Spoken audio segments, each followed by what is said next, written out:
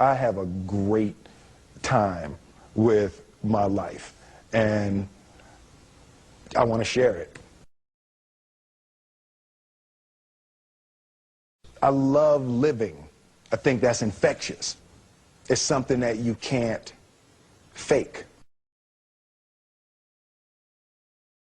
Greatness is not this wonderful, esoteric, elusive, God-like feature that only the special among us will ever taste. You know, it's something that truly exists in all of us. It's very simple.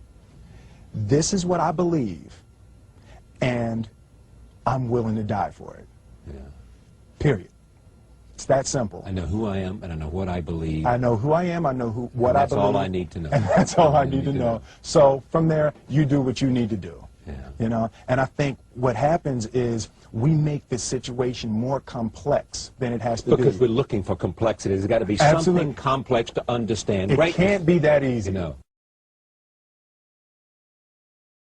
We didn't grow up with the sense that where we were was where we were going to be.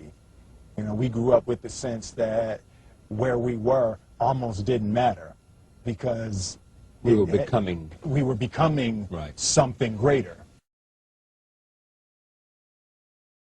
The separation of talent and skill is one of the greatest misunderstood concepts for people who are trying to excel, who have dreams, that want to do things. Talent you have naturally. Skill is only developed by hours and hours and hours of beating on your craft. I've never really viewed myself as particularly talented. Where I excel is ridiculous, sickening work ethic. You know, while the other guy's sleeping, I'm working. While the other guy's eating, I'm working. There's no easy way around it. No matter how talented you are, your talent is going to fail you if you're not skilled.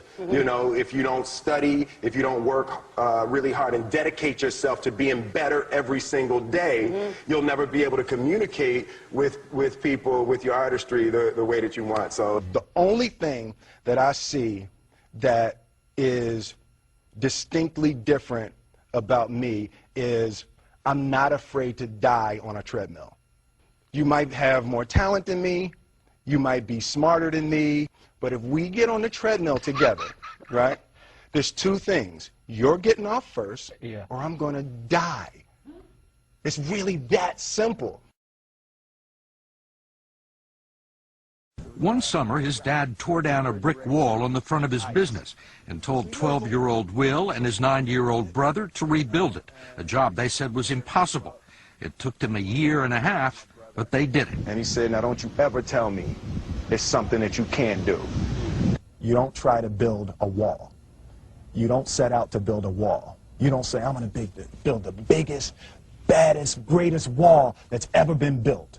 You don't start there. You say, I'm going to lay this brick as perfectly as a brick can be laid.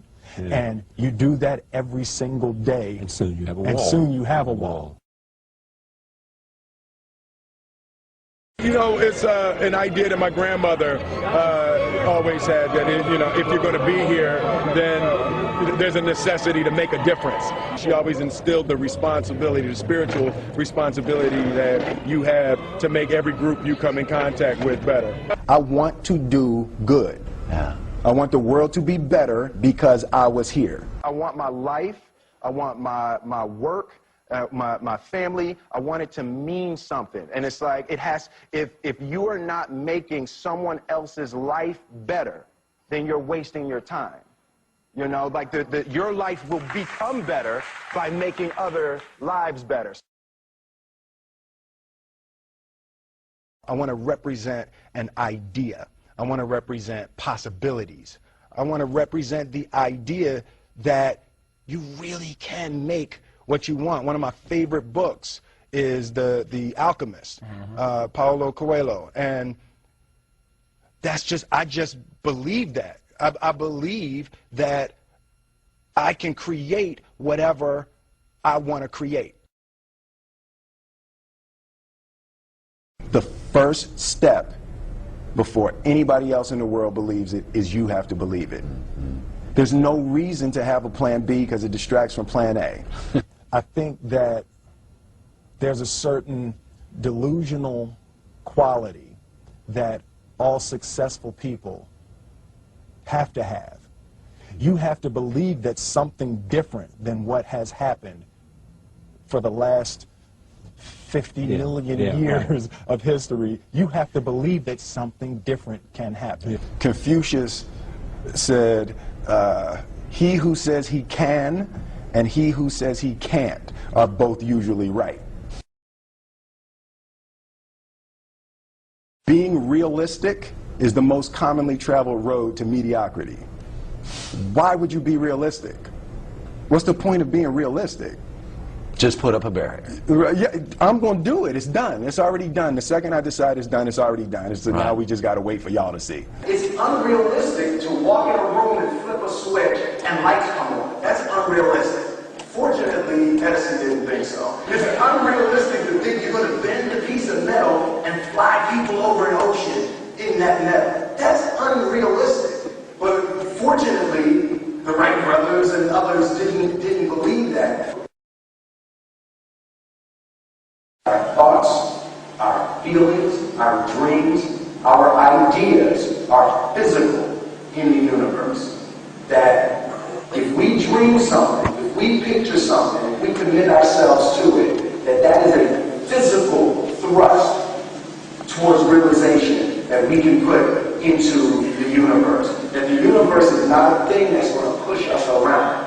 That the world and people and situations are not something that are going to push us around. That we are going to bend the universe and command and demand that the universe become what we want it to be. I study the patterns of the universe. There's a redemptive power that making a choice has, you know, rather than feeling like you're at effect to all the things that are happening.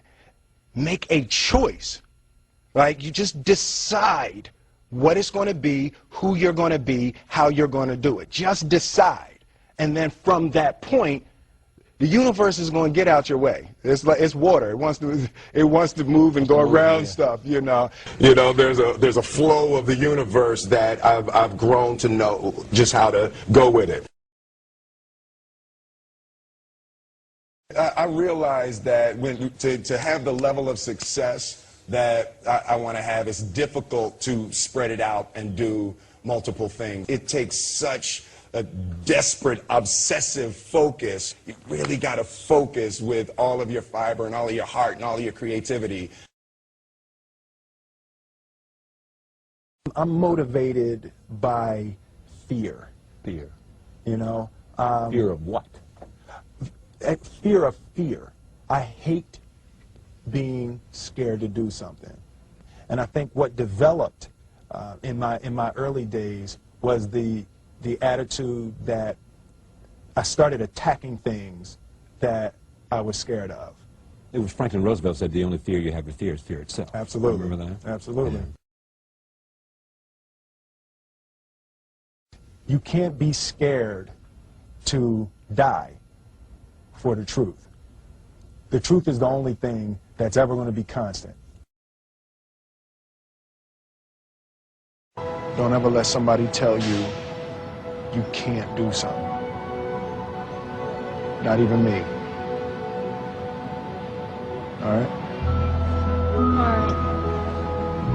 You got a dream, you got to protect it. People can't do something themselves. They want to tell you you can't do it.